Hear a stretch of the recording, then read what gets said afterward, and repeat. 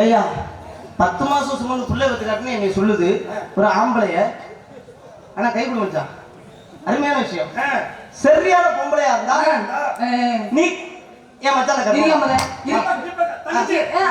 தங்கச்சி நீ கவலைப்படாத தங்கச்சி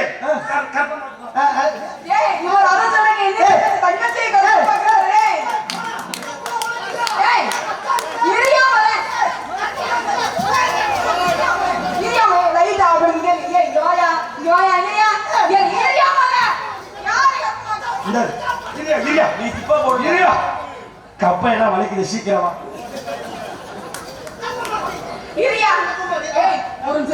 நீங்க வந்து எங்களை மாசம் மகன கற்பவை இருக்குது பிள்ளை பெற்ற இவர்கிட்ட உங்ககிட்ட என்ன பையன் இருக்குது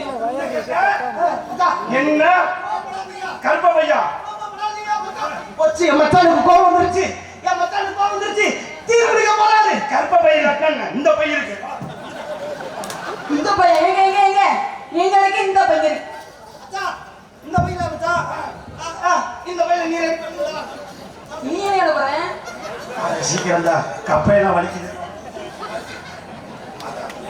ஏங்க இருங்க அவர் என்ன பையன் எடுத்து போறாரா இவ்வளவு காயப்பட்டு இந்த தண்ணீர கற்பமாக முடியாது இந்தயா மஞ்ச பையனாச்சும் வச்சுக்கதே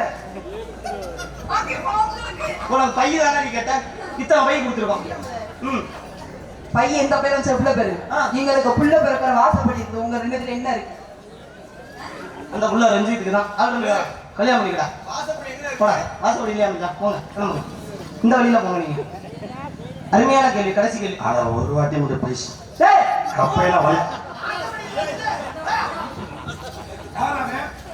ஒரே ஒரு விஷயம்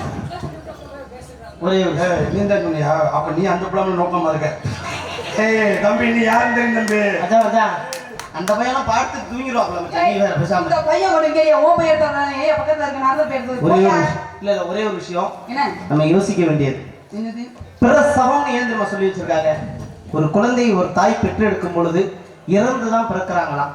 ஆனா ஆண்களை விட இந்த உலகத்தில் தைரியசாலி பெண்கள் மட்டும்தான். எப்படி தெரியுமா? சாதாரண ஒரு முள்ளு குத்திருச்சுன்னா திருப்பி அதே முள்ளு எடுத்து நம்ம காலில் குத்திக்க மாட்டோம்.